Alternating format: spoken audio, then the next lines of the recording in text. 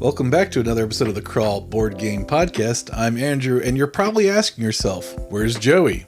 Well, he's right there. Artist currently known as Joey. And with us, as always, is our favorite person in the world, Ralph. Hi, guys. So, welcome back to the show. I know it's been a few weeks. We've been playing some board games instead, some board game live streams. Those have been fun, but we've been itching to get back into a podcast, and so here we are with our new third camera. So hopefully you can see at least mine and Joey's pretty faces a little better. Yeah. Ralph's always had the privilege of his own camera. Yeah, the sweat goblin got the camera. It was perfect. We angle the camera so no one can see it. But in any case, so lots of fun things to talk about. I want to kick it off with, I guess, two games. First is going to be a quick one. This is going to be a lighter, I wouldn't call it a party game. I would call it a party game. It's like a party game strategy. So the other night at our board game night, I got to play Phantom Inc., which is a very similar game to Mysterium, where there's there's actually two ghost players in this. It's a team game. So basically there's two ghost players and there's, whoever else in the team. I think there's a player count, but I feel like the only reason you wouldn't go higher than that is because then it would just get too many people talking. So essentially what you're doing is the ghost players are getting the same word. It's like a card. And actually I pulled up a picture earlier because I want you guys to see there's actually very few components on it. No, fancy. So many components. Well, this backfired.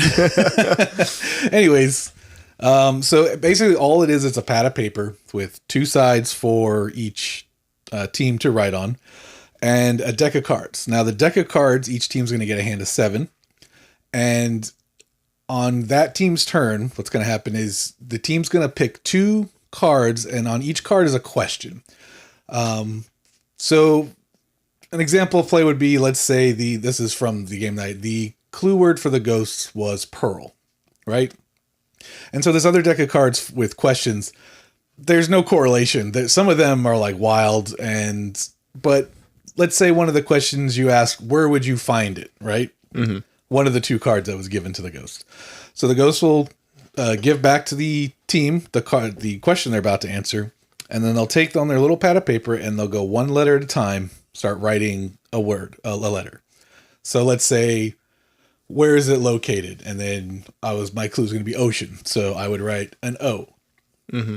And then I would write a C. And basically the ghost player will keep writing letters until the team tells them to stop. Now the reason you'd want to stop them as soon as possible is because it's the same word for both teams. So the more word you draw out on your team's turn, that's also information that the other team is getting. Likewise, when you go to guess, because then on your turn you can choose to guess, you do the same thing, writing one letter at a time until the ghost stops you, because hopefully pretty quickly in the first letter they'll stop you because you got the word wrong. But it's a better strategy to try to write less as the ghost player. So hopefully your team stops you. Aside from that, there's different points. So the 2 pads of papers are for each team. And at different points for each team, there's a little symbol that when the team gets to that round, that team can then have the ghost players finish any word on either pad. So you could have your ghost add in one more letter to one of the guesses that you've done already, or you can have the other ghost add a letter to one of their clues that they were going through. And essentially that's the whole game. You're just cycling cards. You can dump your whole hand at one point during the game, once per game. And it's just a race to figure out the word. And it was pretty quick. I think we played like 3 games. It was a lot of fun. It's a game where all your friends, you could rotate out every round. And I really, really like it. I was really impressed by it. It's a very simple, in the spirit of Mysterium, but also if you like, word games and clue games and stuff like that. I mean, that sounds pretty interesting. So you were saying it's 2 teams of players and then the ghost, right? Or the spirit, or is it Yeah, yeah, 2 ghosts, and then each ghost has their own team. Oh, okay. Because I was thinking Mysterium, where you're revolving between every player essentially. Right. It's like Mysterium, where you have a person giving cryptic clues, but the big difference is it's a team-based game. Oh, okay. So, if you and me were playing, you might have like Joey and 2 other people, and I have 3 other people. Or something. Okay. But, and then the other thing I wanted to bring up is this game was actually made by The Resident, which a lot of people don't know the publisher, The Resident. So I wanted to kind of highlight that because I think they're a really cool publisher. They also make Monarch and Visitor. Oh, okay. Both games we have. Mm-hmm. And they're actually a completely female-led company. The founder of it's female. A lot of the foundational members of the publishing company are females. They make an effort to, reach out to female designers and stuff like that to make sure that they're represented in the board game community instead of, guys that just look like us. So making sure everyone's getting a fair shot at this hobby. Mm-hmm. I like that. That's a nice way to make sure that, everything stays inclusive to all varying members of the hobby. I love that. So, yeah, it's very good. I highly recommend either playing it or even buying it. Actually, let's see. I don't even know. I can't imagine it being that expensive. Let's see if we can find the... Only get print to play it. You could... I mean, there's a lot of games you could, just make your own, but you're supposed to support them, Joey. Phantom. I mean, Joey doesn't sound convinced. the economy and the economy. It's terrible right now. Most people don't blow their budget on Kickstarter games, so it's under $30. But does it have minis? It does not have minis, and I regret to inform you the pencils are not full size. They're little mini golf size pencils. Oh. Wow. So, but you can go on Etsy and probably upgrade. Someone's probably selling pencils. They better be selling gold-colored pencils. I heard of this Etsy creator called Ticonderoga. You may have heard of them, you may not have, but they make a mean number 2 pencil. Mm-hmm. I gotta check them out. All right. So, so you said that retails for about 30, right? $30. You can get it on Amazon. Okay. You can get it pretty much anywhere. I mean, that's got to be For some reason it's $48 on Walmart. I don't know what Walmart's on about. I don't know. This is directly from Zatu Games, Boardlandia. Boardlandia 16. That must be a used copy. Maybe. That's got to be a small box though. It's a pencil and a couple pencils, couple pads. It's probably about the size of the Knockdown box that Joey has set up over there. Really? That seems pretty big. The pads are pretty big because the pads need to be big enough that everyone at the table can see what you're doing. So you're writing letters probably, that big. Oh no, we're going to swap that pad out with some Post-its. Really kill the rainforest in one sweep. Some college rule paper. But yeah, I really enjoyed it and I'm probably going to get this for myself at some point. Nice. So, next thing. I love that it's a less confusing Mysterium because the 1 or 2 times that I've played Mysterium, the first time I played, I was the ghost. And I understood the sense of the game and what was needed.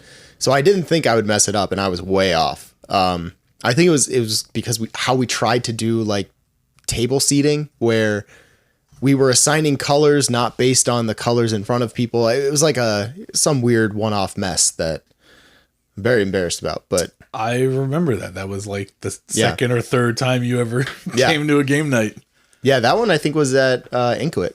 Yep. When we had the meetups there. The old days of Inkwit. Yep. All right. But more importantly than that. So I think the 31st this launched, but the Return to Dark Tower pen and paper RPG game went live on Kickstarter. Of course, I went all in on it, which we're going to look over at the page now. It's kind of a weird and pricing, and maybe you can tell me from experience, but so it funded in 1 hour. Nice. Which was kind of to be expected. Oh, wow. They're way above their goal. So Return to Dark Tower fantasy role playing, it's being produced by Ninth Level Games. Ninth level games makes a lot of different RPGs. In fact, I have one of their lighter RPGs right here called Kobolds Ate My Babies. Not gonna lie, never actually learned to play it, but the little kobolds are adorable. My only complaint of this game is that I came from Dungeons and Dragons to this, and there's two kinds of kobolds in the fantasy world. There's the little mini dragon people, and then there's little furry ones also. Mm-hmm. Both are kobolds in their own right. I want to say their little mascot they have a puppet I see on TikTok. It's a little kobold. Anyways, that's cute. So this Return to Dark Tower RPG, it's actually going to be working off of their polymorph system. And so the point of the polymorph RPG, the point of the poly system is that it focuses more on story and doing things rather than character creation. So you'll still create a character. When I say creation, I mean like kind of min-maxing a character. Mm-hmm. Basically, for example, instead of the classic way in D&D, you roll a d20, you add some modifier to it, the DM decides if you're successful or not. In this, each class, depending on the class you are, rolls a specific sided die. So say you're a magic user, I believe it's a d4. If you're, a tough fighter, it's a d10. And what you're doing, instead of trying to beat numbers, you're trying to get a certain number to be successful or not. So the idea of that is, let's say to do something involving something magical, you need a 4. Well, the wizard has a 25% chance of rolling the 4 because they roll a d4, versus the fighter is rolling a d10, has a much smaller chance because they're rolling on a 1 through 10 face die. Yep. Things like that. So it uses that system, and it's pretty cool. So this is where the pricing thing kind of blew me away a little. Not complaining too much, but it was, for the book, it was $50. Let's see if I can get down to the... What was their overall goal that they were hoping? It said like 19,000. 19,000, that's it? Yeah. Because I feel, comparatively to the Return to Dark Tower Kickstarter for the game, I feel like that's a drop in the bucket compared to what the board game was. Right. I don't know how true that is, but I feel like that, because that crossed 1 million, didn't it? Like, that was pretty high? Yeah, I'm pretty sure that went well beyond that. But just curious, not trying to talk down on it. I'm just no. It's let me explain. So I don't know where the freaking thing is, but so there's a book, and the book includes everything. It has like all the basic rules you need to create a polymorph character. In addition to that, it has all the extra Dark Tower stuff. Then, so that's $50 to back that, 50 or 60. And then for $125, you would then in addition get this, I think it's like made of cardboard. It looks like it's made of cardboard. It's basically a dice tower. There you go. Yep. So you get this dice tower thing, which is pretty gnarly. It's the prototype. I guess the video's not working. $75 worth. Or? Well, it's for the dice tower, the screen. You get I think some sets of dice. You get like a bunch of extra cards and tokens that are like player aids. Basically, you can buy just the RPG book, or you can buy then basically a shell board game that is used with the RPG. Huh. So I went all in because, here you go. Here's a little demonstration of how the tower's going to go. Oh. The other thing that's going to be on this, there's going to be player aid, like, what do you call them, little tables printed on the side. Mm-hmm. But it's pretty cool because the idea is that the game's set up that if you own Return to Dark Tower, you can use that map and all the miniatures and stuff, and then you can actually play your campaign on the actual Dark Tower map. That's super cool. And I want to say their first stretch goal that they met a day or two ago was to include a poster thin sheet map for people who don't own the board game. Nice. I, of course, will be using my neoprene mat and my miniatures and all that. But I decided to go all in because, I mean, also that DM screen. Look at that DM screen. Let's go back to that. Do. Can't see it in this picture, but it kind of like has a cutout in the middle. Oh. Somewhere around there. I'll scroll down a little more. I didn't want to get too far from this because I wanted to talk about this thing. So this is the character sheet for Return to Dark Tower. Okay. From what I understand, I've never played a polymorph RPG. So the books, boots, battle, and bones are the normal stat blocks in a polymorph RPG. Okay. The additional mechanics added for Return to Dark Tower is the Reinforce and Banner, which you guys are familiar with that from the board game. Yeah. Mm-hmm. And so the idea is for this RPG, you're essentially going to roll 2 characters when you play. The campaign says a campaign can take 5 to 6 sessions. It's similar to the board game where you have a year to defeat the adversary. I'm sure there's all kinds of rules on like who the adversary is. They have different timed events, so every month or months that pass, they can now do different things to the players. But you're going to make one. I forget what they call it. Basically, your general, your overlord. You're going to make a character that's similar to the characters you play as in the board game. You're also going to make yourself a companion character, which I'm assuming is going to be more like a traditional polymorph character, which then can be used in other polymorphs. But each player is going to have 2 characters. So as things are happening in the world, you can choose to send your hero maybe to go deal with one thing while you send his little assistant to go deal with something else. So each game, you're going to start the game kind of planning out, the months or years that the RPG is going to take place in, and you're going to role play it out. And then from there, it gets into your standard RPG. You go into a dungeon, Game Master describes it, you tell them what you want to do, you make the rolls, and all that stuff. So I'm pretty excited. The other thing I remember the video said, which we can watch the guy talk about it if you want, but he said some of the stuff they took out compared to the regular polymorph because of adding some of these more, like, I guess, army management things that you're going to be dealing with. So they got rid of some of the player character stuff that would normally be in a polymorph game. Okay. So, I do have questions.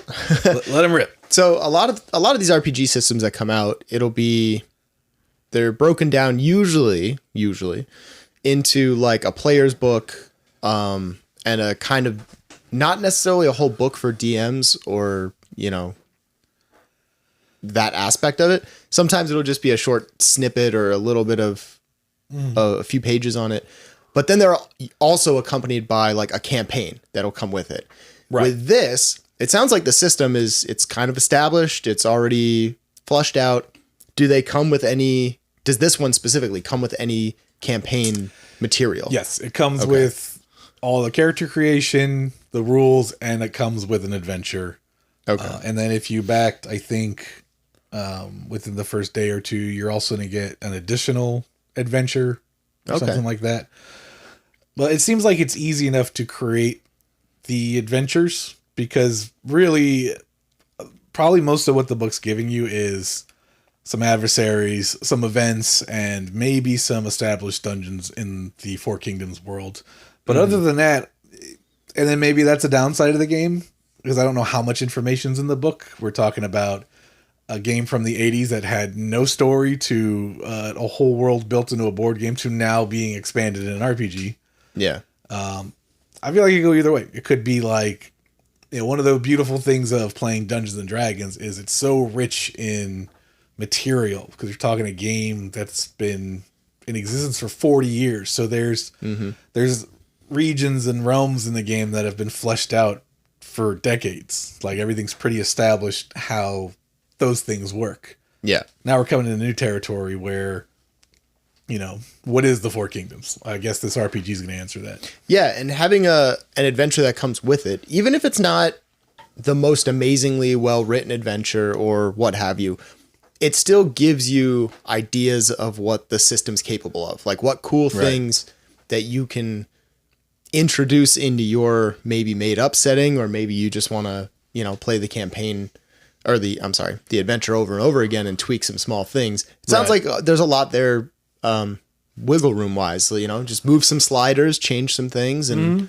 that's good. I always like that because us less creative people who can't just come up with an adventure on the fly definitely like the jumping off points. Right. And I believe I know it mentioned something about there's the pre-established adversaries, which I'm sure are just going to be the same ones from the board game, but rules on how to create your own custom, bad guy in the world. Yeah.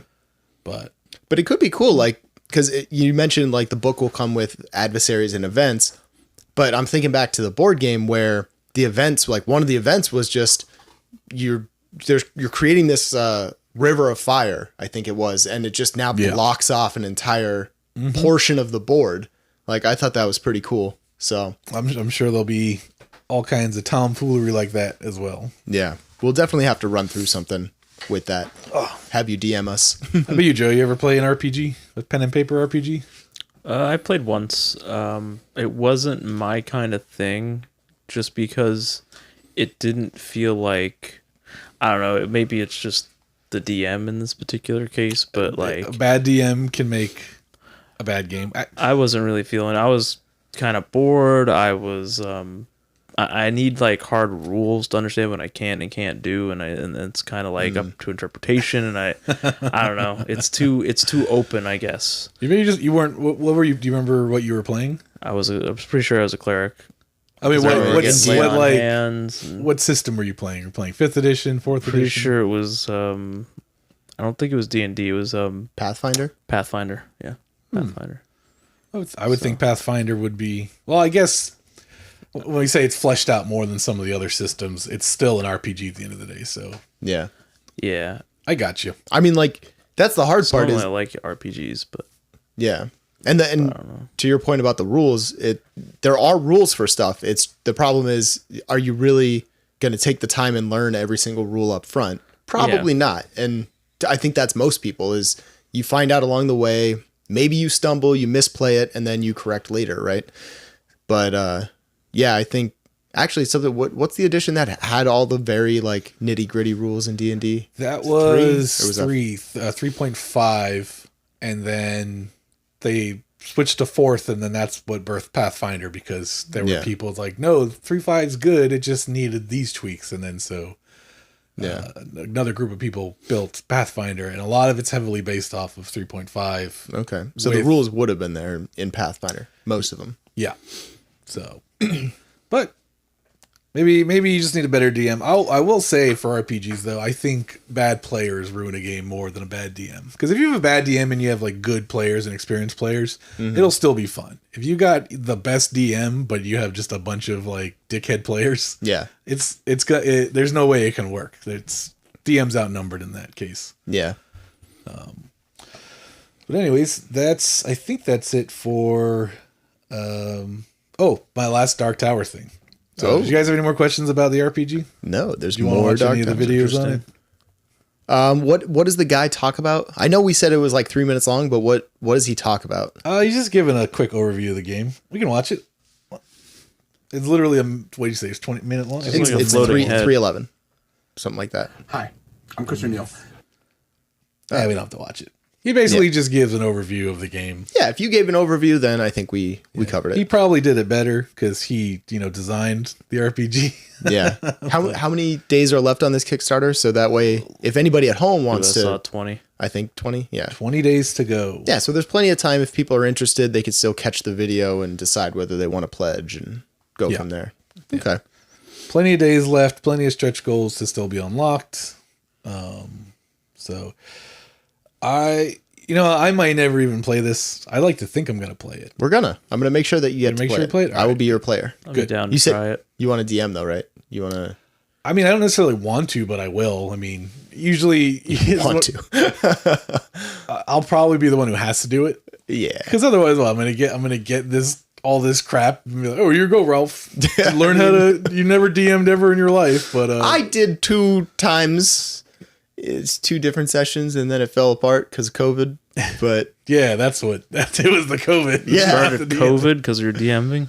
I was running a pre-built thing. How could I screw that up? I was fine. I would say pre-builds can, in a lot of ways, be harder than a home. We didn't even get to the nitty gritty stuff yet. Yeah. We didn't even get to the details. Maybe they'll get back to it one day. Maybe. But yeah, no, I'll DM it and we can stream it. It's content. That's at least if it's 6 sessions, that's 6 episodes right there. That's 6 weeks of content. We don't have to. All you guys got to do is show up and play. There you go.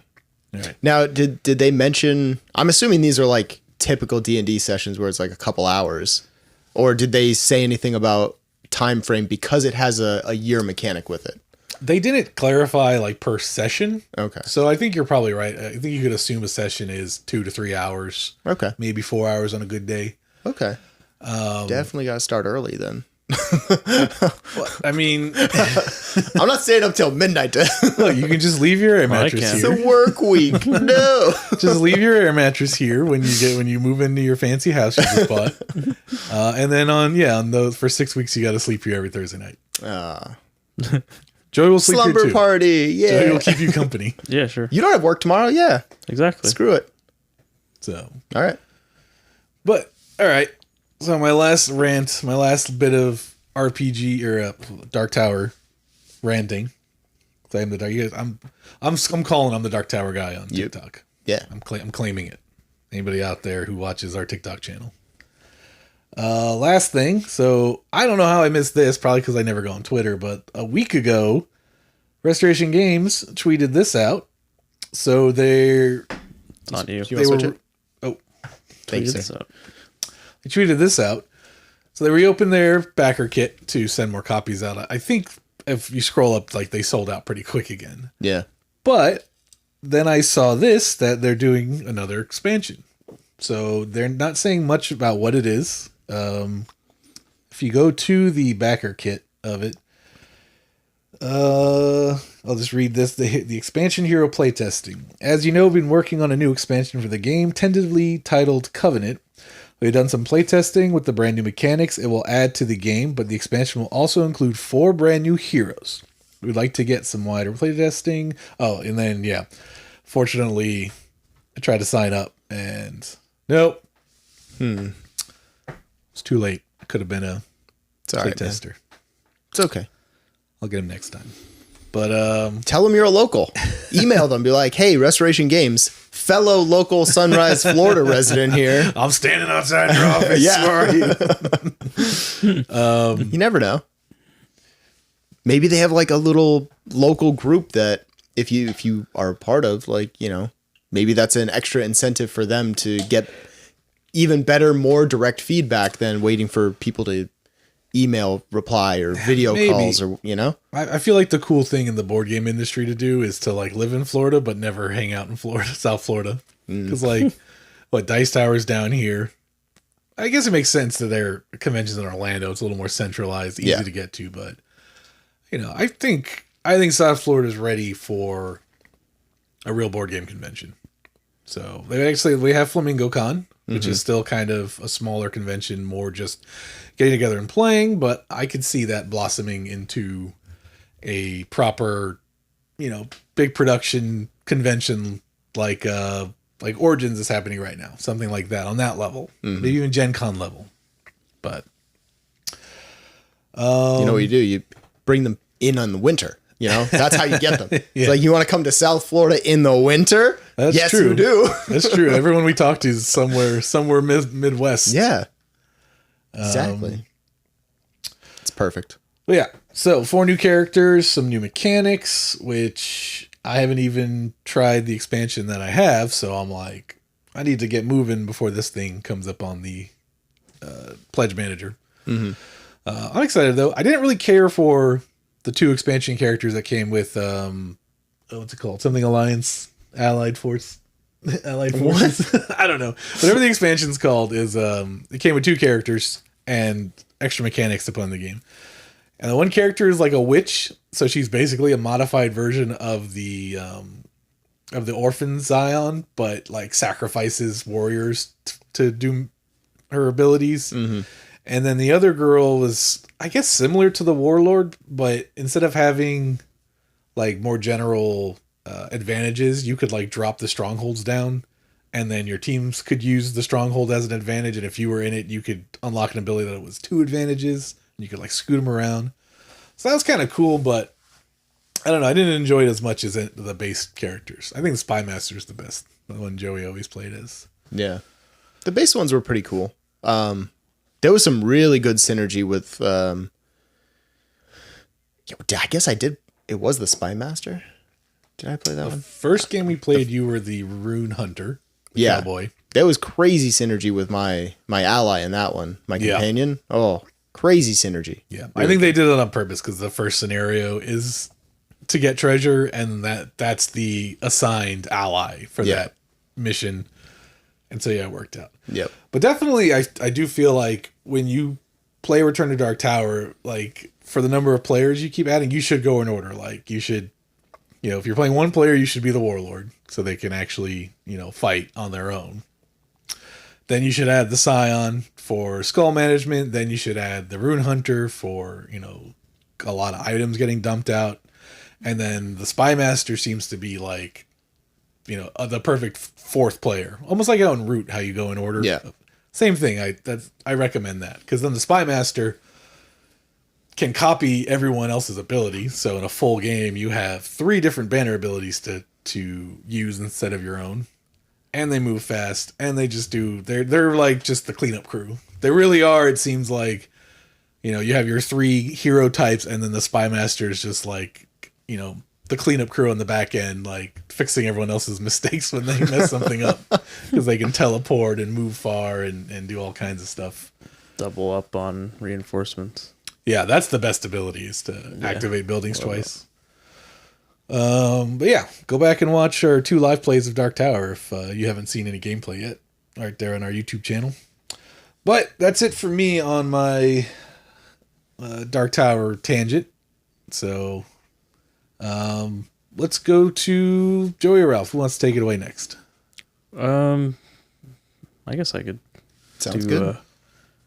do Knockdown. Knock it down.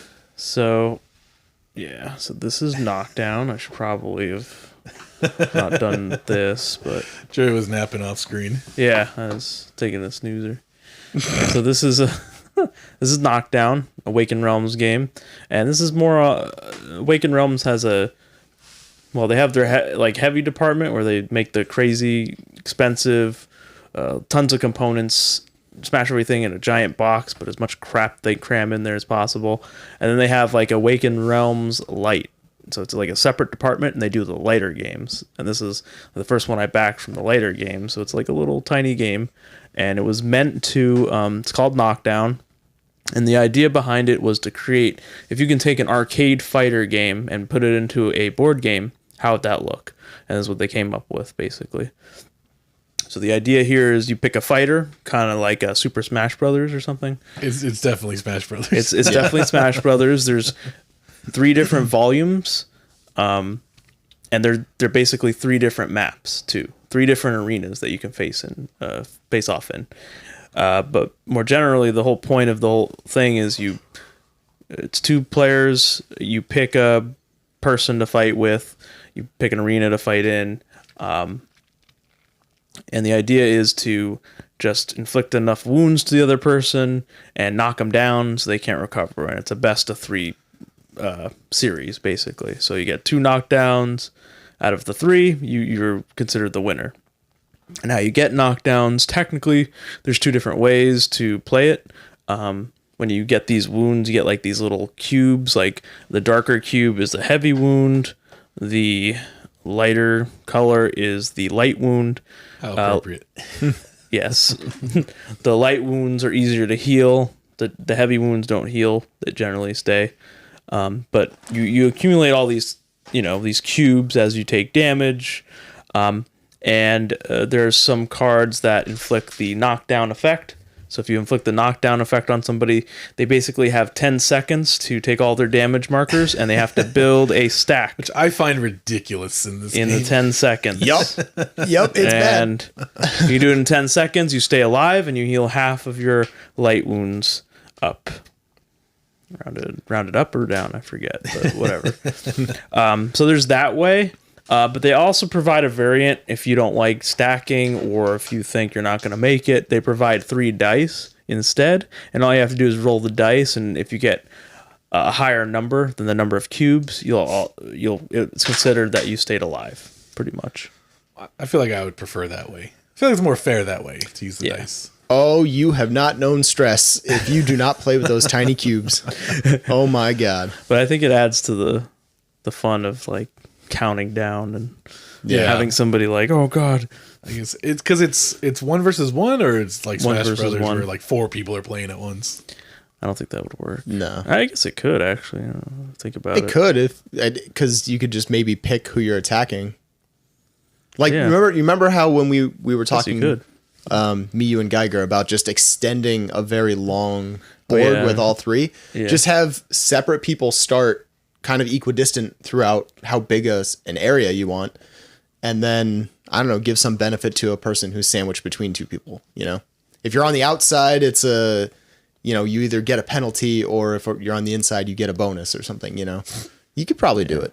I think you could.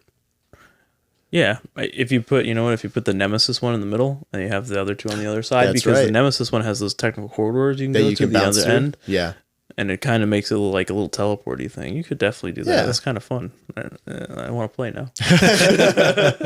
Although the hard thing would be reconciling the decks, because the decks are particular to the setting. If you want to think about it, each box is a setting, right? There's a Nemesis setting. There's the default setting. There's the Tainted Grail setting. I think that's easy to remedy. All you have to do is say, well, when you go to attack, when you do an attack, you have to draw from the deck of the arena that you're in. Yeah. That would make sense. Yeah. And then, the cards that you pay for, I mean, once they're in your hand, you're just paying the icon, and that's across all 3 of them, it's the same. Yep.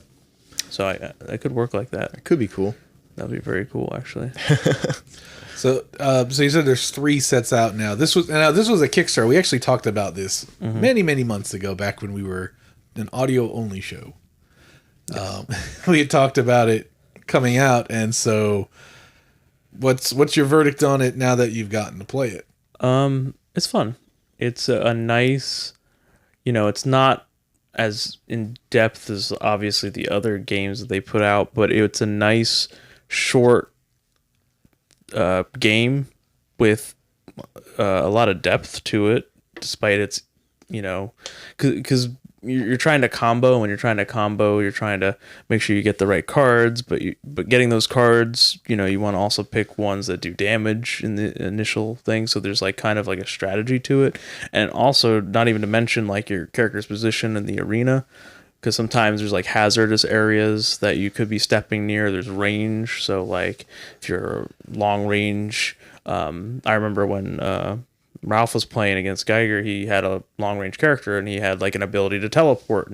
And Geiger was a melee person, so he'd have to like run up and then he'd teleport to the other side of the arena. And Geiger's like, God damn it, I can't get over there.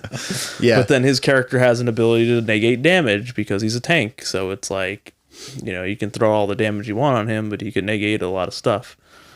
Stop your teleports in certain ways, or whatever we argued about for 20 minutes. Yeah. Oh yeah, we definitely shouldn't have, but we definitely looked up some rules for a little bit.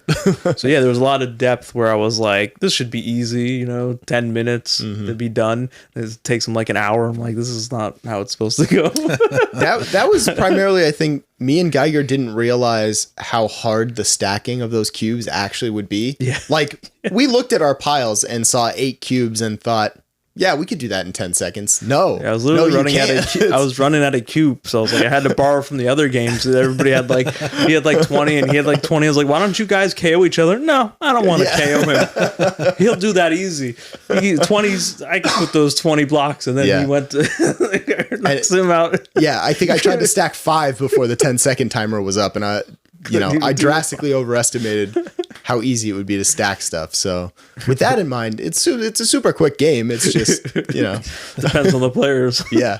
Can you be a jerk and as they're stacking, you just kind of hit the table? And is there anything in the rules against that? Technically, no, I guess not. They don't really mention it, but it's probably not this. The only rule is like you can't like the cubes have to touch only one other cube going up, so you can't make like a pyramid or something. You know, you can't Which is do like a also kind of a funny thing in the rule book because it phrases it that way, where it's almost like lawyer speak, where it's like one cube shall not touch one other cube on one other side of the. And I'm like, so stack them, right? That's all we're doing is just.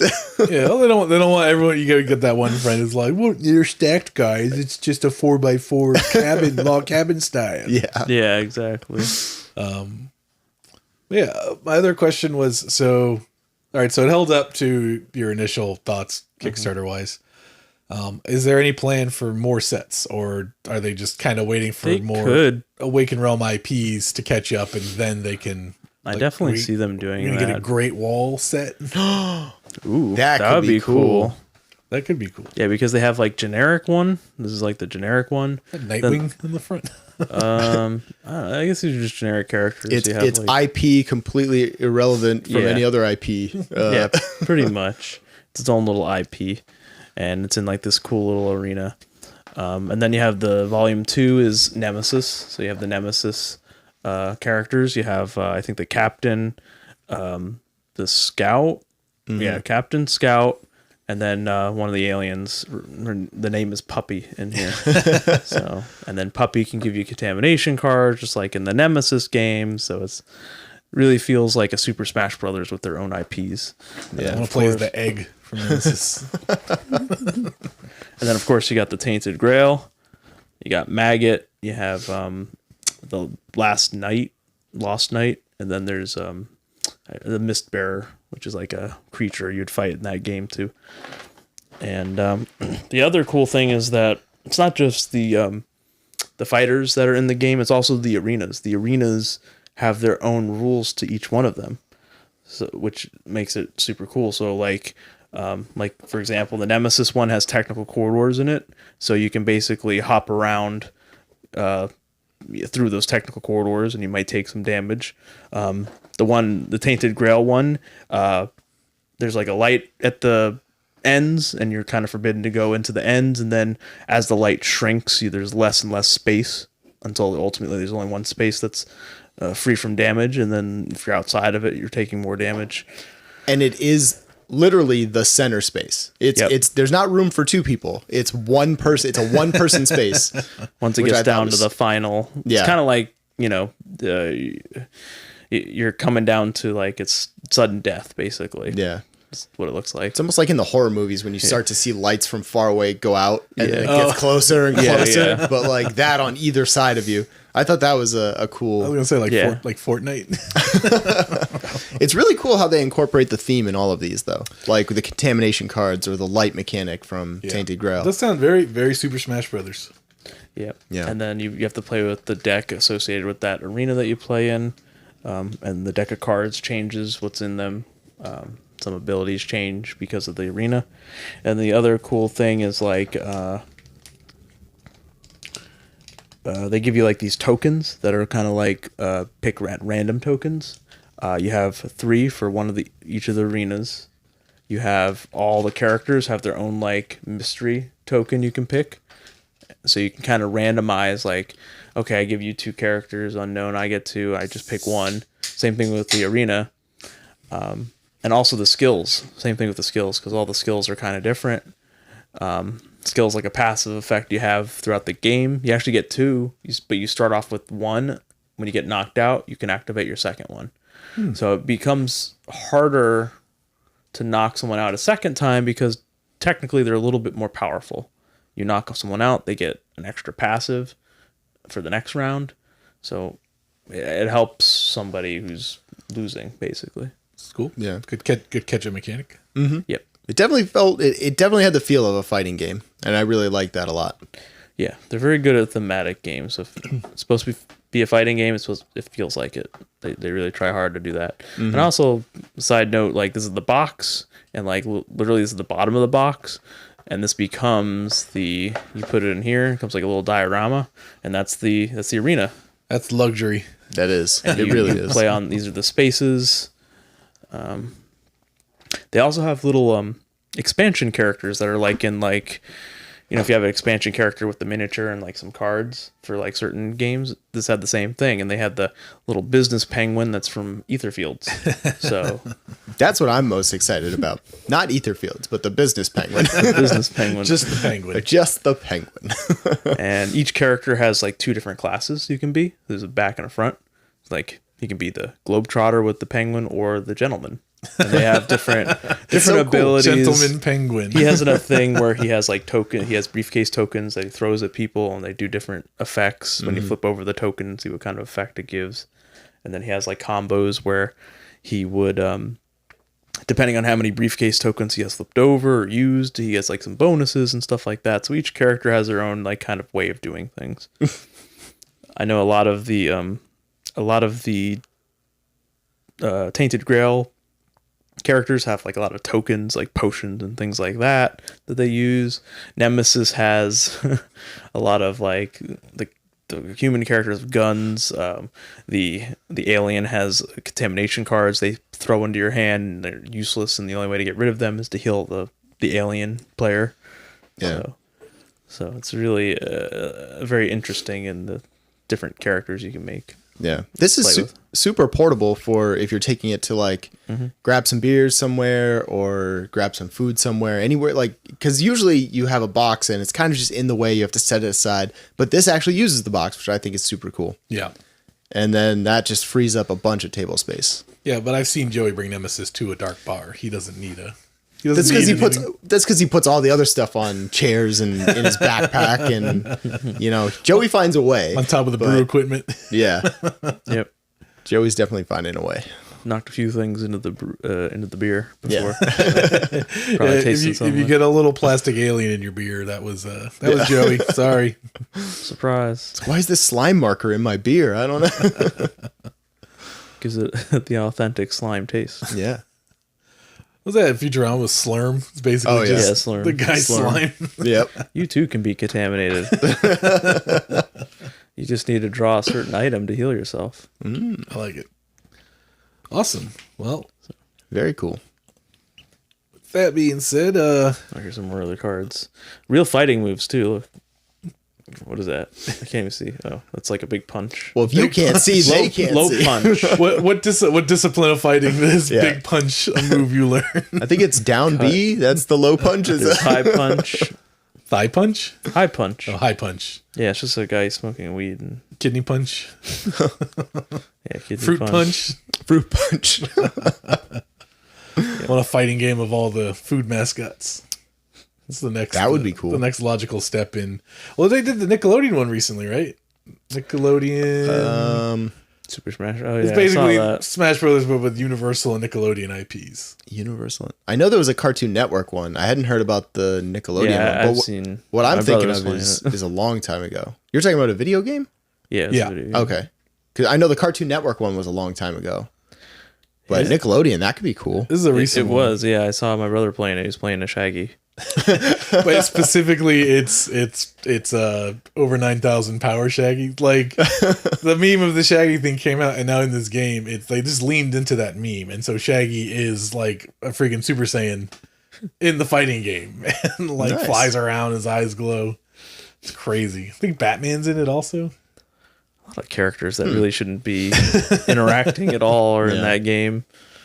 Yeah. It's kind of confusing when you look at it at first, and you're like, Shaggy's like throwing people around. It looks so weird. You're like, what timeline am I? I almost in? forget the other characters. But all right. So let's talk about some Project L from Ralph. Yeah. Which he totally thought I'd talk to this game all on his own. Nah, totally. Yeah, I never But heard of luckily, I had you to introduce me to this game. True. So this game came out in 2020. It's a 1 to 4 player game. And the whole idea is that it's a little bit of engine building, a little bit of puzzle solving. So this game is played with different shapes. Think like your typical Tetrominoes, but you're trying to fill in cards that have a certain shape on it using the pieces that you have. Now, some of these cards are going to be worth points. Some of these cards are not going to be worth points, but they'll all give you some extra shape to add to your pile of available shapes. So as you see here in the pictures, you might be trying to build like a very complex stair shape, like you see it in the middle top there. Or you could be trying to build just one of the tiny little L-shaped spaces, which actually that tiny L comes as one of the pieces. So this whole game is played where you have the white and actually, can you go back to that for a second? I appreciate you. You have the white and black tiles. So the game is played that once all of the black tiles have been laid out, that's when the game ends and you score those tiles. Now, I don't believe the white ones have any points on them, but No. the white ones are what help you build up your stockpile of points. And that's where the engine building comes in. So it's part puzzle where you're matching these shapes, and you do that with 3 actions each turn. So you can either place a shape, you can get a card, you can do what's called a master action, which is putting one of your shapes on each tile in front of you. And then there's another action that I completely... Oh, you can get a level 1... You can get a level 1. Get a level you can 1 piece, upgrade which is any piece. Yeah. So you get a level 1 piece, which is just a singular square that fills in, or you can upgrade, which will allow you to take them to a different level. And there's a chart that explains all of that. Yeah. So this whole game, you're kind of managing the tiles in front of you on how you can move them out into your completed pile as quickly as possible in order to try and get as many points as possible.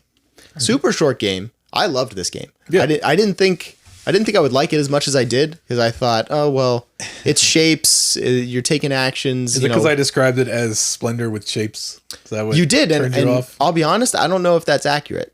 Looks like It's close, but I don't know it. I don't know if I would have described it if Splendor would have been the first thing I got to. what about Tetris: The Next Evolution? What is looks that? I don't know. Looks like Tetris to me. Oh yeah, it's Yeah. definitely Tetrominoes is the name for it. But no, I describe it as Splendor because, as you said, similar in Splendor, the level 1 cards, they're easier to accomplish, but they'll yield you gems to your permanent stock. So I feel like this kind of has that same feeling where you're going after the white cards, which some of them don't even have points, but they're easier to complete, and they'll give you bigger pieces to then go tackle those larger puzzles. So that's the only reason I compare it to Splendor, because it's almost a very similar balancing act of getting low. Because you could grab all the high level puzzles you want, but if you can't fill them, they're useless. And same in the reverse. You could have so many pieces and you're like banging out, well, little puzzle after little puzzle, but it's not giving you any points. So you have to kind of balance out when you're going to stick to the small ones, when you're going to grab a large puzzle just to grab it and have it on the side as you go so no one else could get it.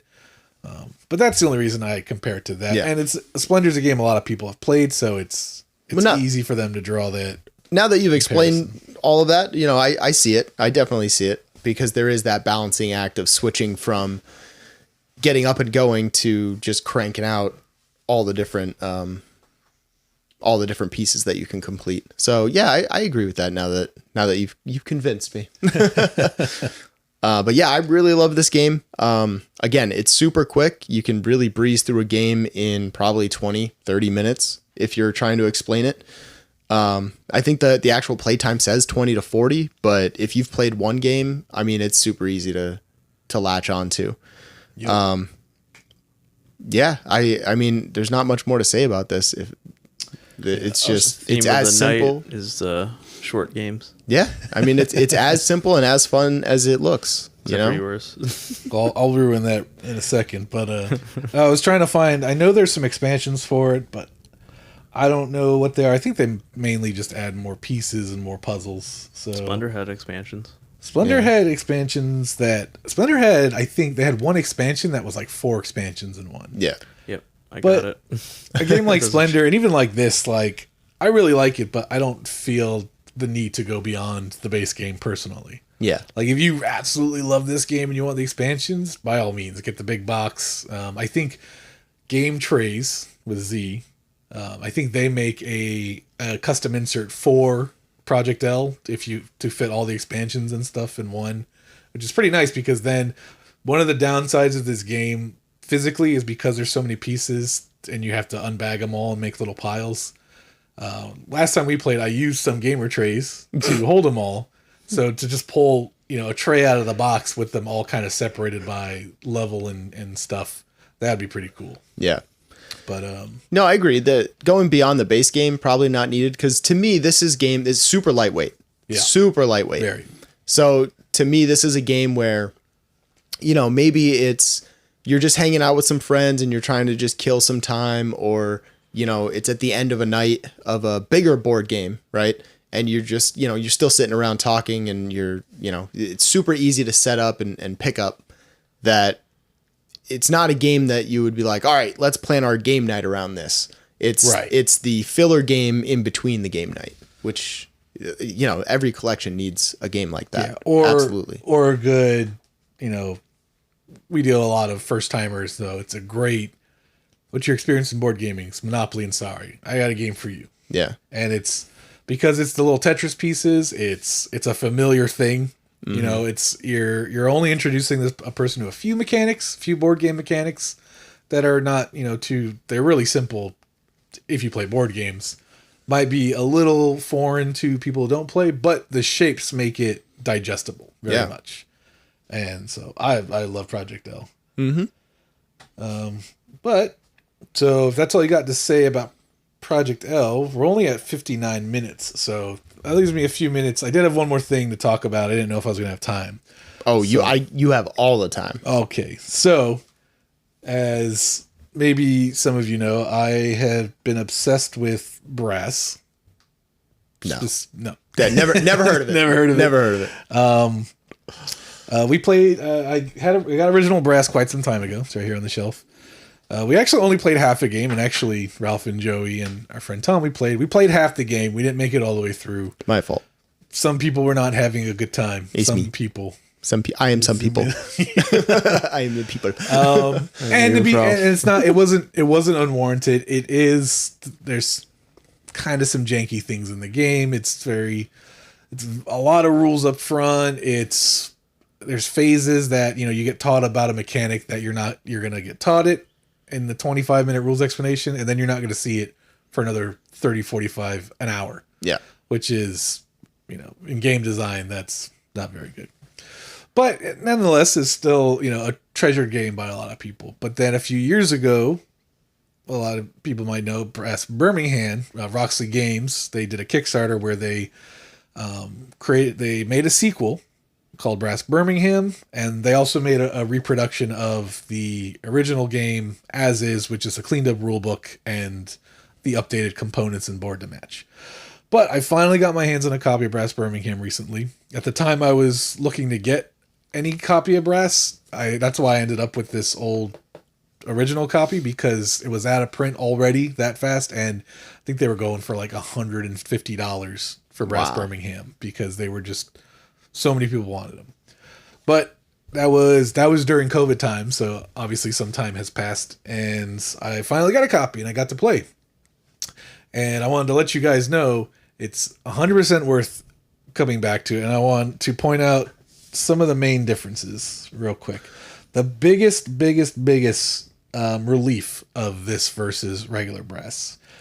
I don't know if you guys remember, when it came to selling things in Brass, it required ports, but ports had to be built by players, and to build a port you also needed the other industries to exist.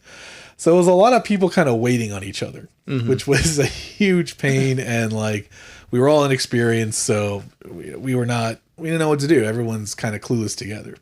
In this version, here's a little section of the map. I thought I had a picture of the full map before. You can see on the ends, though, there's a lot more of these little markets. There's probably, instead of having any ports, there are no player ports anymore. There's about 4 or 5 market spaces on the edge of the game board. So there's these little tiles here that you kind of randomize and put which market gets sold here, and as long as you're connected to it, you can sell it, providing you have beer. So beer, in the original game we had brass, we didn't have brass. Brass was not an element. Iron and coal. Iron had to come from a direct route. Iron could be taken from anywhere. Beer is like a hybrid resource where if it's your beer, you can take it from anywhere. If it's another player's beer, you have to take it from a connection. Mm-hmm. But so the only thing stopping you from selling now on your market is your connection and if there's beer available. And it's so much easier to actually make a sale and get points and stuff like that. Yeah. Another thing that really improved the game, there's these 2 wild card stacks here. They're always available, and as an action, you can dump 2 cards to take a wild card. Mm-hmm. So you can always have access. Not always. There's only 3 of each. So if everyone's holding them, the 4th player's going to get left out. But it makes it very forgiving that, you know, in regular brass, if you didn't get the cards you needed, the industry or location is what you're looking for to build, you were like bones. There wasn't much you could do except like wait for something on the board to happen that you could pivot off of. And those wild actions go back to that space too. It's not like one and done. They constantly go back to that space. They constantly go back so that every time they're used, they're put back for another player to use. And really the cost of it is really just giving up an action for that turn, which if there's nothing to do, no harm, no foul. Mm-hmm. Also, there's money is no longer part of the pointing system. I think in original brass, it was your points and your money at the end. So in this one, it's only points, which is kind of weird because then I know in regular brass, there was like a point in the game where you couldn't take loans anymore. Mm-hmm. You take a lot more loans in this one because it's less punishing to do so. Yeah. It did take us a few, you know, we were probably a good 30, 40 minutes of the game till everyone really understood, okay, yeah, I should just take a loan. That makes sense to do this turn. But other than that, it's everything else. It takes those original brass principles of how the economies and stuff work. Mm-hmm. And it was a lot of fun. It's still, you know, like I said, don't get the wrong idea. It's not a easier version of brass. It's a more forgiving version of brass. And I think that makes it a much better game of brass in that sense. So I highly recommend you guys play it. I want to play again. I will say one more negative. So because it's kind of a complicated game, there's a huge learning curve. So much to the fact that, so when we played, it was me and 3 other people. It's a 4-player game. The person who came in first had played an entire game of brass. The person who came in second had played half a game of brass, which was me. And 3rd and 4th place were the 2 people who had never played any brass. So there's definitely a curve. You know, the first game you play, if you play with someone who's played before, they're going to probably have a better idea what to do. And even if you're quick to figure it out, they're probably already ahead of you because, you know, the couple turns it took for you to figure out how to do this thing or this game's kind of working, they're already, you know... well on their way to doing high point things. Yeah. And that just compounds itself because the second phase, only certain level of buildings stay. A certain level of your industries, right? Yep. That's so the same as the other. Yeah. So if you're slow to start, that just pushes what stays around in the next phase when it's the train phase or train phase. Is that what it's called? The rail phase. Rail phase. Yeah. So yeah, I mean, I absolutely can see how that's a little bit of a handicap. Yeah. One thing I think that's really annoying in this game, though, that I don't think there's any way around, and it's in both brass, is so the player order per round goes by whoever spent the most goes last, and then whoever spent the least goes first. And we played for over 2 hours, and even into the last 30 minutes of the game, we were still forgetting that when you spend your money to go put it next to your little face and not into the bank. Let's see the little picture right here. When you spend money, you're supposed to put it next to your player color so that you at the end of the round count it up and then rearrange these little tokens here. Yeah, we could not for the life of us remember to do that. I mean, that makes a huge difference. But yeah, it's difficult to remember. Sounds like there needs to be an app. An app for that. Somebody get on that. So, maybe. App. But what if instead of the app, we use that money to buy metal coins? Because I believe there is an expansion, not expansion, but an official upgrade kit from Roxley They should just make a modern brass and have like credit cards, and you guys just like swipe as you purchase things, and then it can just like digitally put it in order. Spits out a monthly statement every month. Yeah. So like real life money with brass. Yeah. But no, I mean metal. I really do love metal coins. It's definitely kind of a flashy accessory, like and it metal weighs things. down your game quite a bit, but it's worth it. Yep. Nothing is more satisfying than clanking your money on the table like they're poker chips or something. right. You know. Well, you'll be stronger back. You'll be half pleased. It is a poker chip set, not a metal coin set. Call it iron clays.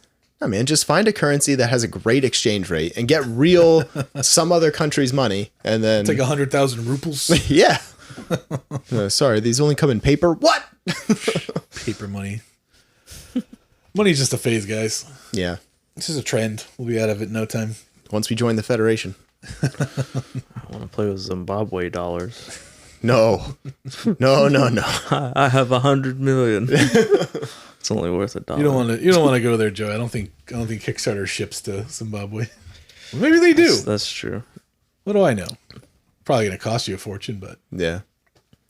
heck, even not really. shipping to Brazil is like insane. Yep. But anyways, so yeah, Brass Birmingham. If you never played a Brass game before, Star Wars Brass Birmingham. If you played original Brass and hated it, play Brass Birmingham. And If you still hate it after that, then there's no saving you. I don't know. So Play Knockdown. what would you say is the pros and cons of playing the newly updated Roxley Brass Lancashire, which is should be the copy of original Brass? So what would be the benefit or cons of playing that versus Birmingham? Because they kickstarted them both at the same time. Correct. The benefit of playing Roxley's Lancashire would just be that the rule book is reorganized. Okay. I think is the biggest thing. And I want to say they also still give you the player mats, because in original Brass you have to stack all your tokens up. So at some point everyone's like trying to shuffle through their little stack of, and they get pretty high, stacks like that tall. They're trying to shuffle through and see, what the points are and the cost is as they go up. And I want to say that Roxley Lancashire also has, it's like a little player board. I backed off in the computer. But rather than stacking it, you have a player board with matching spots. That's kind of a pain to set up, but once it's set up, it's great because then you can see everything at once. You're not digging through your stacks of tokens. But Yeah. I think if you want to play Lancashire first, you should still play the Roxley version, just for those little ease of living things. Okay. I know the what I'm going to call the accessibility of the board was greatly enhanced as well, where not everything is blending together color-wise like for it's weird because we played on the nighttime side just because it was night. There's a daytime and nighttime side. And yeah, it's everything. The palette's like really dark and almost gloomy, but it's also really bright at the same time. It's kind of like Unearthed we talked about, how it was somehow muted and dark, but yet still so colorful.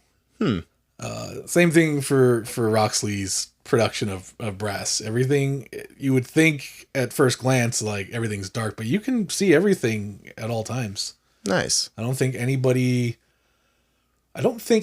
did anything dumb on the count of they didn't realize something was over there because they couldn't see it. They did it because they didn't know how it worked, but they could see it was there. Yeah. Good. So I always appreciate when games get a facelift, and it benefits more. It's more inclusive because it benefits a different group of people that otherwise had a hard time seeing, whether it's iconography or color palettes or, always a big fan of that.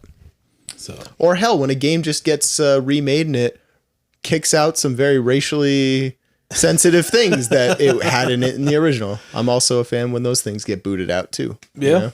So No, shut up, Joey. You're not allowed to speak. I'm kidding. So anyways, So Lancashire is the original one? yes. Okay. I see. You looking at the prices? No, I'm looking at the list on Board Game Geek, like of all the games. I think Birmingham's up in the top 10, right? It's the third. What? It's the third? Is there some sort of resurgence or expansion coming out that boosts it up that? Is Ark Nova number 1 yet? Third, and then the other Lancashire is actually 21. Interesting. Savage is on Board Game Geek. Where's Ark Nova at now? Where's Ark? I actually just saw it. Ark is at Ark Nova is 11. I thought it was higher up. What list are you looking at? Board Game Geek. Are you looking at the hotness list? No, I'm looking at all board games. Oh, okay. I don't work with that because that's just like within the last few months. So it's like that's why I'm asking. I'm doing all time. That's that's fine. Yeah. That's why I'm asking because I'm looking at the hotness where Ark Nova is third in the hotness. Third. Just because it's new kid on the Jaws of the Lion new is flavor of the fourth. week. That's what it is. Yeah. I'm still skeptical about. I haven't played yet, but I feel like this is going to be for me Terraforming Mars Part 2 where there was so much hype about Terraforming Mars, and then I played it and then I was like, that was it. This is not this groundbreaking experience I was told it would be. Yeah. Which I guess I kind of did the same thing with Scythe also. We're board gamers. We do it with every game. Yeah. If I'm honest, we do. I mean, not every game you play blows your socks off, but the games that you choose to hunt down and buy for yourself, everyone does it with that. So let's see. We got Terra Nova. Streamlined version of Terra Mystica. I didn't think there was a problem with Terra Mystica. Never played it, but That's on the hotness, right? War of the Ring, the card game. I can't believe that's number 2. Ark Nova number 3. This is the hotness, so this is a very volatile list, right? Yeah. Absolutely. Ark Nova number 3. My Father's Work. That's the one I keep hearing people talk about. Castles of Burgundy. There's apparently the Kickstarter is super expensive, right? Let's Not even out yet, right? Castles. We're gonna look it up real quick. I think it's over $100 or something. Special edition.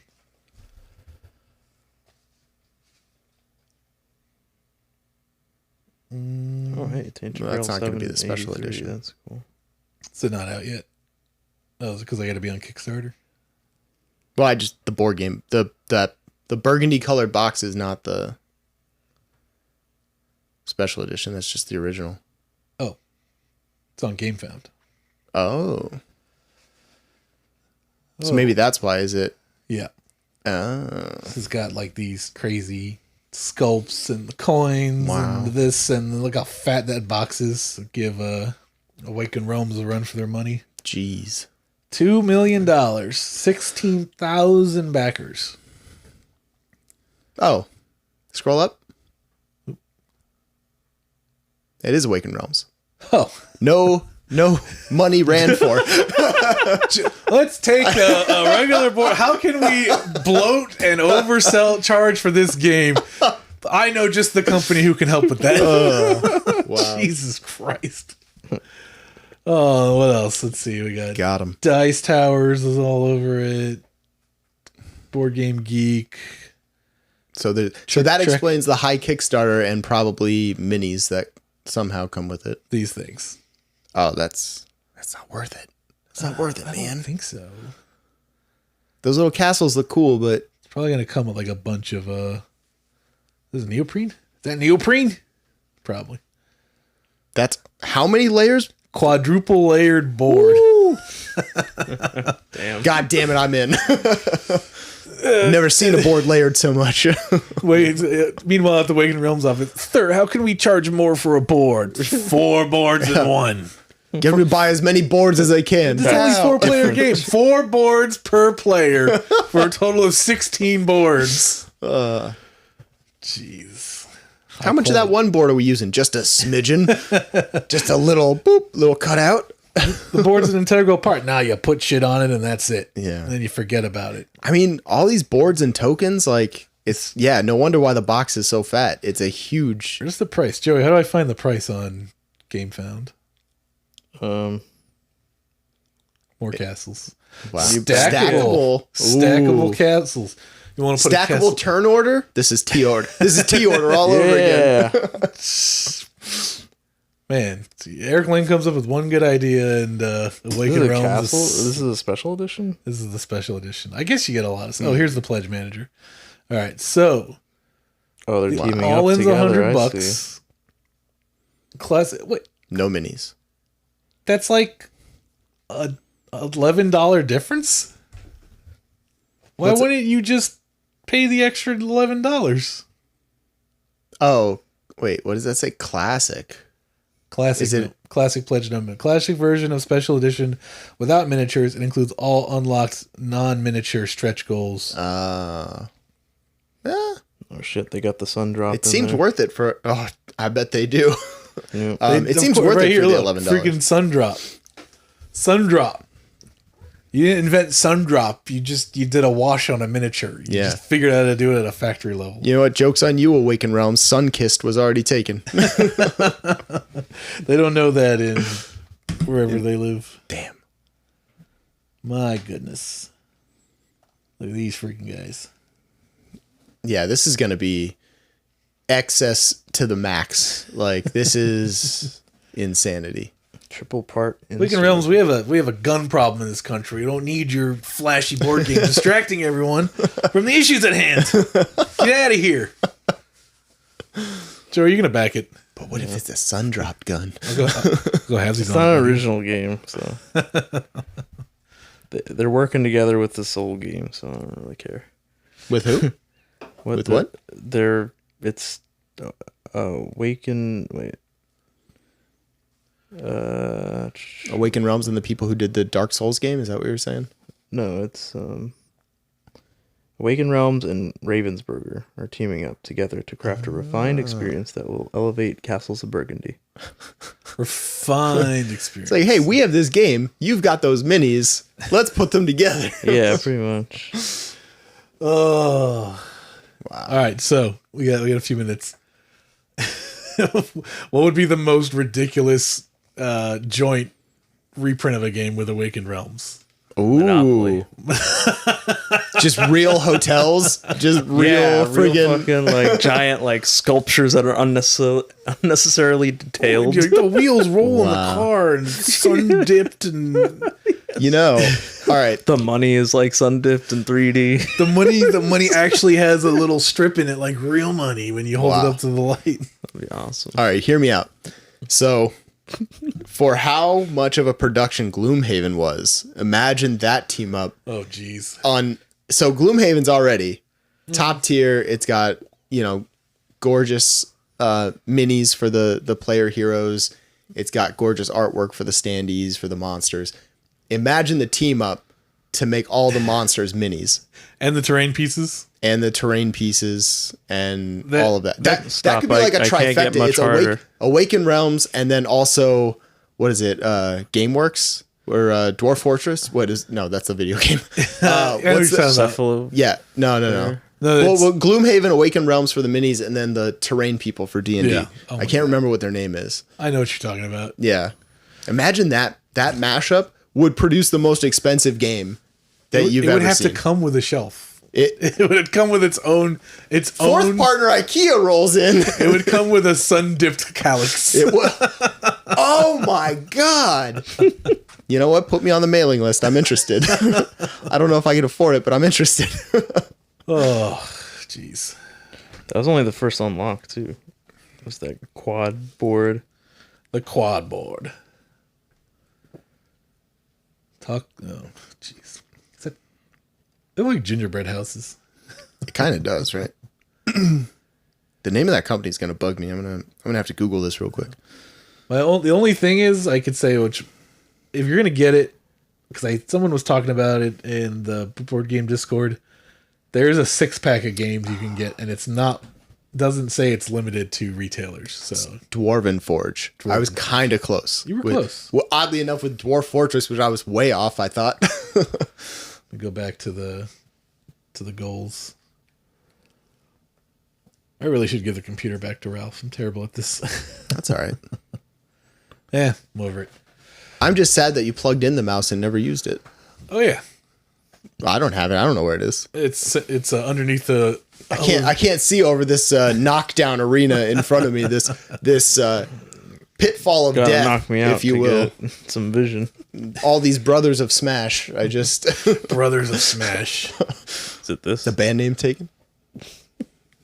Could be. I found it. You Amongst all did the find dead it, bodies. and I'm just gonna put it over here next to me for safekeeping All right. because I think we're over it. I think we're. I'm Yeah. over it. I can't look at this anymore. Yeah, that's a whole. That's like if Gucci came out with something. That's like the Gucci of board games. I wonder. Oh boy.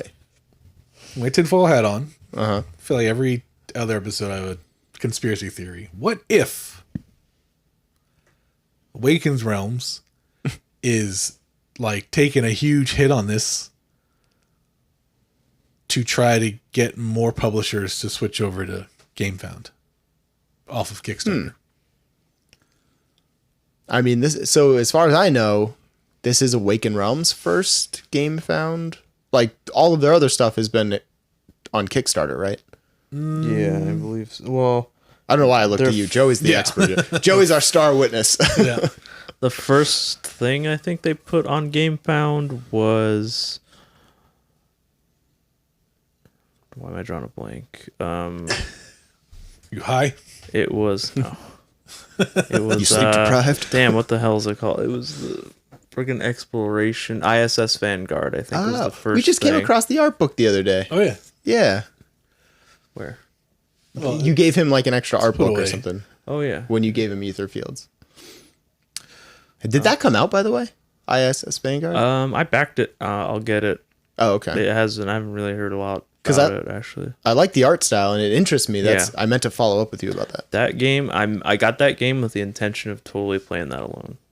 Oh. But I'll so you're not I'll right. play Dreams with ruined. a bunch of people. No, I only thought that because I was like, there's no way I can convince anybody to play this game with me. I was like looking at like, because there's a ship book and you like upgrade, there's a whole ship phase, and I'm like, how am I going to convince someone, hey, we gotta go through the ship phase, and we gotta assign workers, and like, I don't know if I was like, there's no way I can It's convince easy. somebody, so you know what, I'm just gonna get this. It's gonna be just for me Yeah. to kind of read a book. But if You kidding I'm me? totally down to I'm gonna try get it. to get people to play it with me. I'm gonna get us all naval uniforms, right? We all have our own jobs to do. Captain's got his log with the ship repairs, whatever he needs to do. Ship phase comes, we're ready. We're some good dog to go. tags. Yeah. I can basically make you all in charge of, because basically how it is you're in charge. There's different sections, and there's like there's the exploration, the maintenance, the scientists that find like Dibs on researchers, something like that. I think there's security Dips on security. section. They're called sections, and then like as you go through the story, what happens is you find characters you can unlock, and you can recruit them to your crew in those different sections, and you get special die for each section. They have special like color code system for them, and This is like an episode of Star Trek.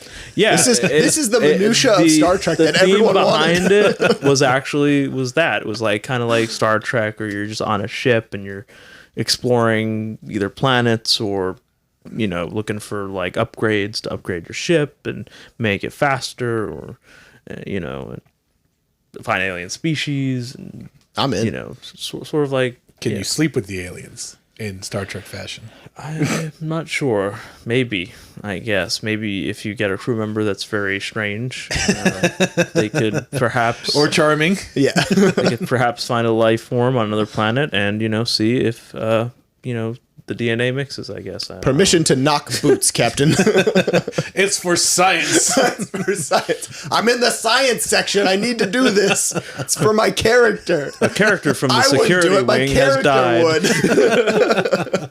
Well, your characters can die, so it's like it's kind of like this So war you of need mine. you need a hybrid, okay. But you need like, a hybrid instead alien of son to carry a on. war, you're on a ship and going oh. throughout space. So like, I like there's that. scenarios where you're, maybe your character does fuck the alien and then it dies from like space AIDS or something.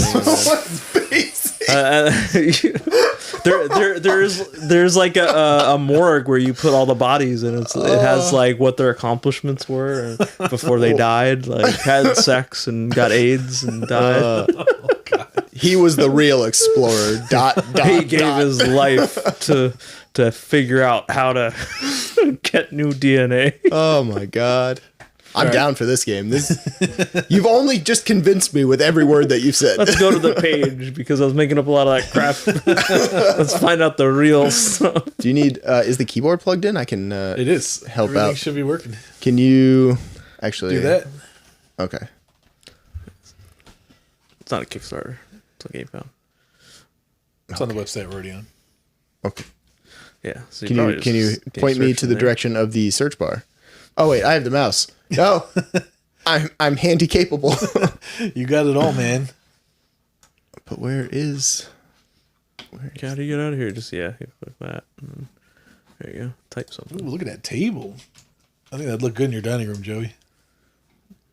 Get rid of that regular old table. It's not like you eat at it, right? No. Yeah, well, I mean, we do Sometimes. we do sometimes. While you're playing a game. Still eating at it. Core box almost 2x bigger than retail. Suck it, retail. I got all the shit. And faster. We don't make people Holy paranoid crap, with look at phone. all this stuff. Yep. Look at all that meat. Thought you'd appreciate that. So this is the core box that we're looking at, just this little section. Mm-hmm. And then you got Close Encounters. These are the aliens that we're going to have sex upgrade. with. Oh, the miniature upgrade. Yep. Yeah. You can get them. I think I got the intention of not getting the miniatures because I like the standees, and then I forgot and I got the miniatures. I think that's what happened. Look at all these scenario books. This is a healthy chunk of scenarios. I love this. I love when games like not just come out with a core system, but really, like we were talking earlier, really dive into scenarios and adventures and things like that to support the game that they built. Love that. It's also voice narrated, all of it. Oh, I love that even more, actually. Landiers? Oh, Landers. That's an exclamation point. So you can get different. Those are different ships you can get. Nice. Pets. Jeez. Very cool. Yeah, the section pets for each I've never section. seen pregnant aliens. They just hold. One of those. That one I didn't get because it's like, I don't care that they're holding my die. Looks cool, but yeah, I didn't get that. Painted models. I got the dice upgrade. Posters. That's an interesting add-on right there. Or is it stretch goal, right? I think no add-ons. Okay. I think. Well, I got the play mats for each of the sections because you have your own section icon. That's cool. So it's nice. Cool. I wish more Kickstarter and crowdfunded games did like T-shirts as a. Did I get as the an all upgrade? in? I can't remember. But the ultimate all in. I think I got the Dreadnought. I got the gameplay all in. Dreadnought Pledge all in. I think I got that one. Oh, Sundrop. Okay. Yeah, I got a Sundropped. Commander's Pledge. Oh, Dreadnought, you said. Yeah, I think I got that one. That's a good chunk of stuff. Good chunk of stuff. All right, let me drop down here to some of the not campaign details. Let me drop up here. I think it's up there. There's a video somewhere here. Almost $5 million. Yep. Do we want to play the video? Why not? We'll end it with this video. All right. Headphones on. Everybody ready? I'm ready. Oh, here we go. It all started with a string of data, coordinates, discovered inside the non-coding DNA of every living cell on Earth. It took decades to build a ship capable of reaching them. When we arrived, we were welcomed by a pitch-black, cloaked Dyson sphere, undetectable until we almost crashed into it. Inside, a skeleton of a solar system, its matter stripped away, dead rocks, bathed in the radiation of an old red giant. Then, something came from within the star, a signal, a patchwork of Earth's old transmissions, glued together into something new and thrown back at us. Run it again. A firm handshake. This is the middle. Applause. next step. Tribe. A long time ago, we began a race. All started at the. Same time. Thousands. All around. You need them. To enter, and claim. Go fast. For bear. For what? Comes. We're sorry. For stealing your future. Future. Alien girlfriends. It was. The only way. Enter. Claim. Oh. So there's a plot. It's not just like... Whatever this message meant, one thing was sure. We thought reaching this place was the final objective of our mission. Instead, it was only the beginning.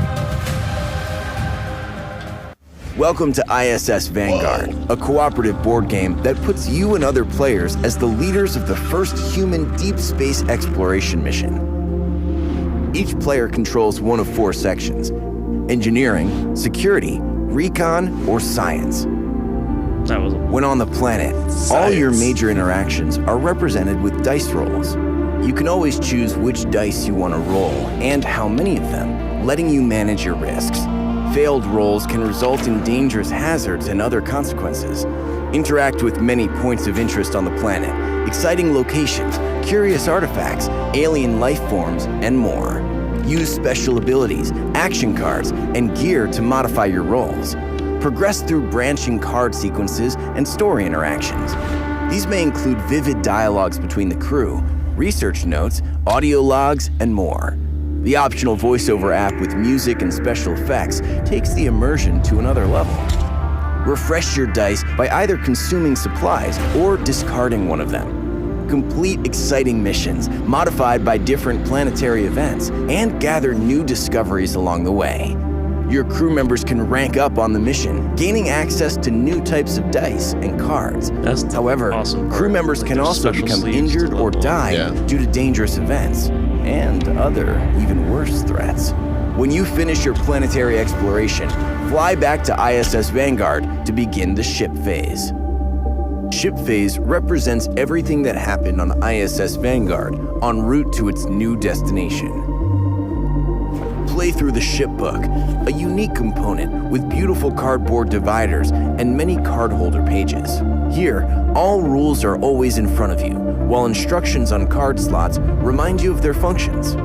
Track your ship's status with several dials representing That's your morale, research points, production capacity, and more. Collect your planetary discoveries, unlocking exciting ship-wide upgrades. Send wounded crew members to recover in medbay. Memorialize those who didn't make it, learning from their experience to Wall of improve shame. your section. Yes. Command the bridge, flying Vanguard to your new destination. Systems contain planets to land on and other objects to interact with. Resolve tense situations and deal with unexpected issues that appear on the ship. Take charge of research projects that grant new technologies and push the story forward. Construct new gear and ship upgrades. Develop new landers and mods. Then, choose the ship for your next mission and customize it. In barracks, put idle crew members to work or send them to the training room. Recruit new crew members from a pool of over 50 unique characters. Equip and customize your crew for the next mission and set off again to explore vast secrets of the universe. That Back looks cool now as hell. and join the adventure. Dude, I'm all in on this. Crazy.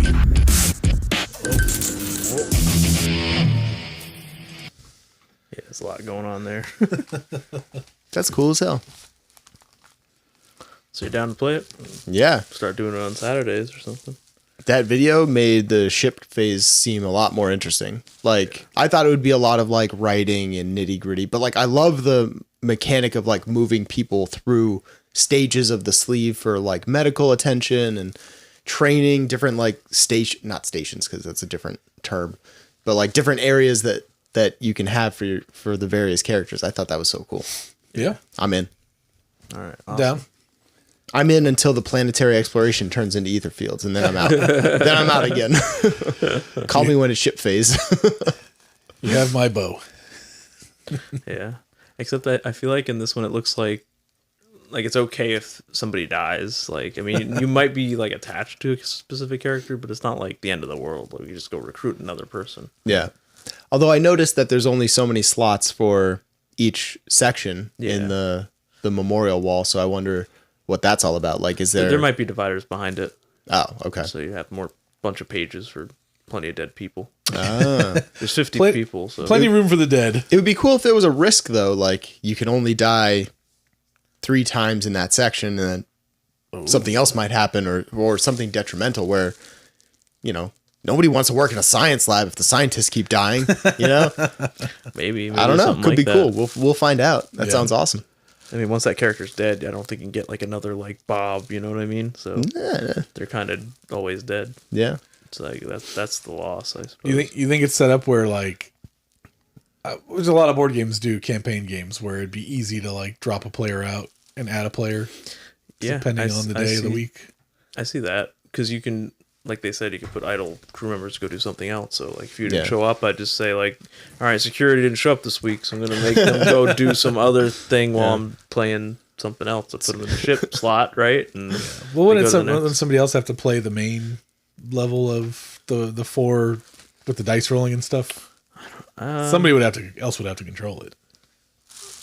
Well, you could play it solo, so I think you can bring as many sections as you want with you and leave others on the ship, I think. I don't really. Or is it like there's 4 players in charge of those areas, but like if, you know, Billy doesn't show up one Saturday, then the group just runs the, like you said, you put his beloved character aside and you use some other character to take the place, and all right, you're filling in today, but I have no training. Yeah, you'll be fine. It's science. You just seduce the aliens. It's fine. Well, each player is in charge of the section, not necessarily the character. Both characters. That's what I mean. Section, so if if 3 people show up, then all 3 players still need to control all 4 sections. Right. So somebody else just controls the other section, I suppose. Yeah. It looks cool. I'm in. Yeah. All right, cool. Works for me. Down. I had a lot more players than I thought I was going to. All right. So, that being said, I think we'll end it here. Yep. Thanks for joining us. Hope you enjoyed this podcast episode. I was happy to get a podcast episode back in. Probably the next couple will be podcasts, and I'm sure we'll end up back on a game at some point. But my little spiel now, if you're in the South Florida area, we do weekly and monthly meetups every Monday at Gulfstream Brewery in Fort Lauderdale, and once a month, last Sunday of the month, at Flynn's Arcade in Margate. You can follow us on our social medias at Crawl Board Games. We're on Facebook, Instagram, TikTok. Check out the TikTok. It's pretty fun. Blowing up. It really is. And of course, YouTube. You're already here watching us on YouTube. So, and if you're not following, please consider following us. We're, so close to 100 still. Just gotta get over that 100. Right there. There. The graphic we just made up says about 20% of you are subscribed. So if you wouldn't mind, it's free, The 80% of you are subscribed to Minecraft channels. I think that's it. If you want to support the channel and Crawl Board Games, head over to boardgamergifts.com. We got some board game inspired merch for sale. We got our Team No Sleeves shirts up. If you don't know what that means, it's why you got to go over to the TikTok to figure out what I'm talking about. Buy you a Team No Sleeves shirt. Money goes to a good cause. And see you next time. Bye.